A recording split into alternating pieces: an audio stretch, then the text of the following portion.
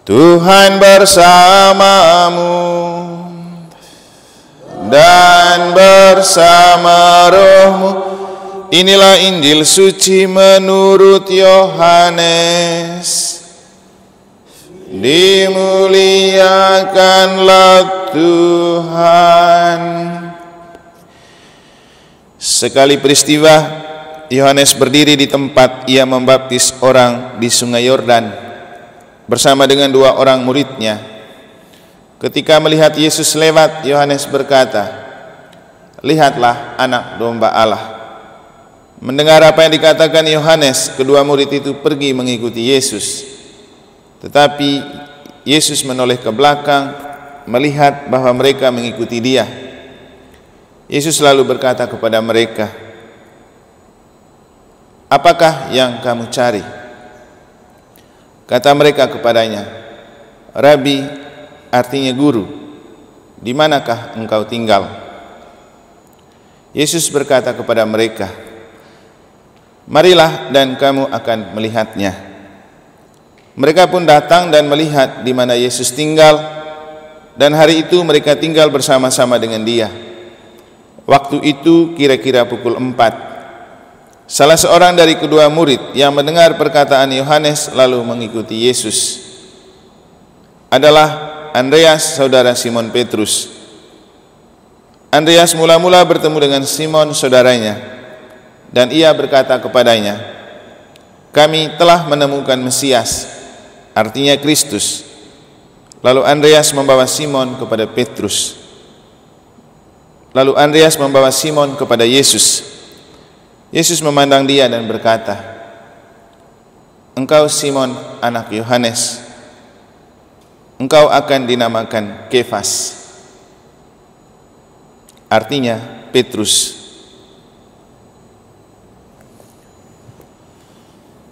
Demikianlah sabda Tuhan. Terpujilah Kristus.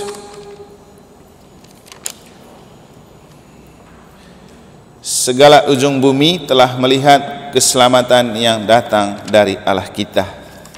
Bapak Ibu saudara-saudari, ini adalah refren Mazmur selama beberapa hari ini. Sama saja bunyinya, segala ujung bumi telah melihat keselamatan yang datang dari Allah kita. Pertanyaannya, apakah benar bahwa seluruh ujung bumi telah melihat keselamatan Allah yang datang melalui Natal? Ketika Bupati memutuskan untuk Natal Jembrana itu dibuat di GOR, saya menitip pesan kepada teman-teman panitia, tolong ngotot untuk melakukannya di tower. Karena kalau dibuat di dalam gedung, kita sudah buat di gereja kita masing-masing. Kita ingin damai sejahtera itu tampak kepada dunia, kepada bumi, supaya juga perayaan Natal ini booming untuk Jembrana. Ternyata mereka ikut.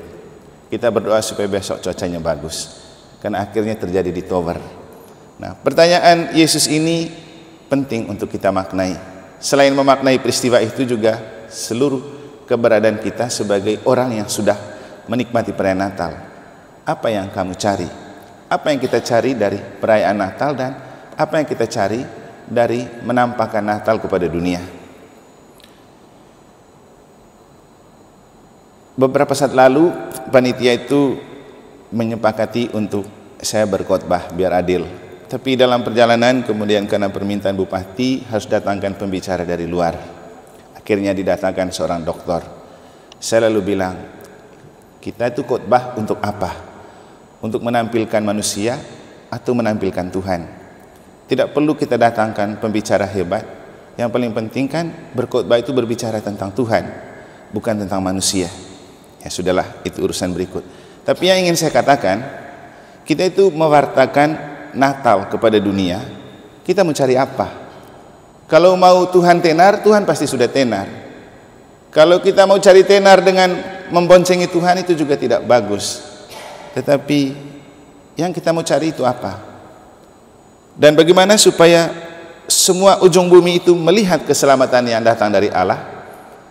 Nah, inilah yang membuat kita harus mengeluarkan perayaan Natal dari gereja ke kehidupan, membawa altar ke pasar, membawa kandang ke kehidupan, membawa pohon Natal ke hidup sehari-hari, membawa terang Natal kepada dunia di sekitar.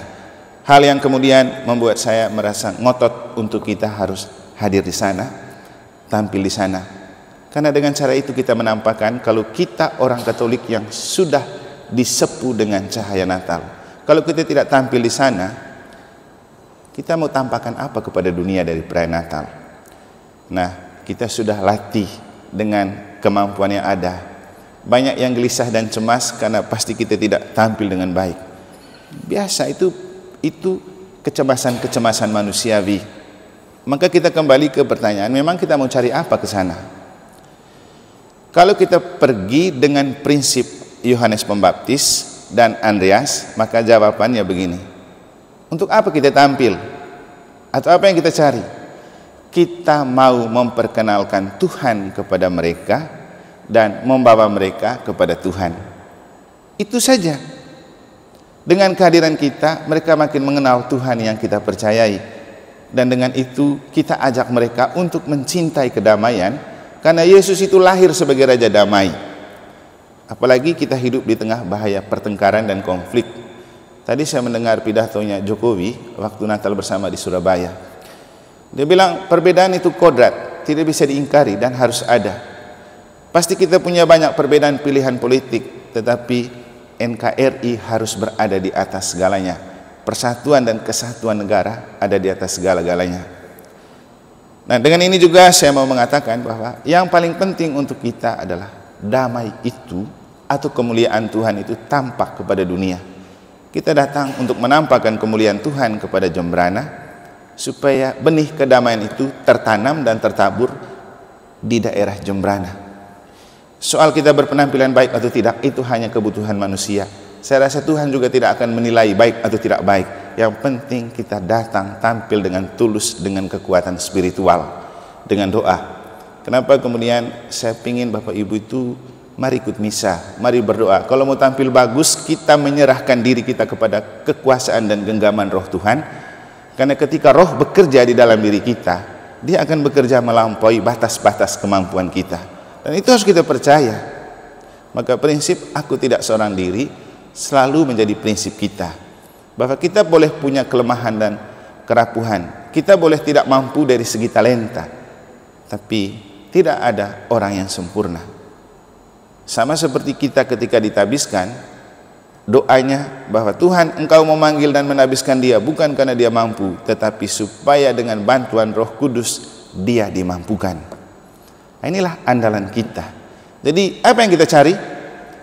Kita bawa Tuhan kepada orang dan kita bawa orang kepada Tuhan. Yohanes membawa Yesus kepada murid-muridnya. Lihat, inilah anak domba Allah yang menghapus dosa dunia. Akhirnya dua orang murid Yohanes ikut Yesus. Dan setelah ikut Yesus, mengalami kedamaian bersama Yesus, Andreas menjadi salah satu orang yang kemudian pergi ajak Petrus. Simon, kami itu sudah berjumpa dengan Mesias. Kau mau tahu siapa dia? Mari ikut saya. Itulah maksud kita ke gereja, supaya kita membawa Tuhan yang kita terima di sini dalam misa kepada orang, dan juga supaya orang yang melihat kita merasa tergerak dan tertarik juga untuk datang, seperti yang dilakukan Yohanes Pembaptis dan Andreas. Semoga Tuhan memberkati kita.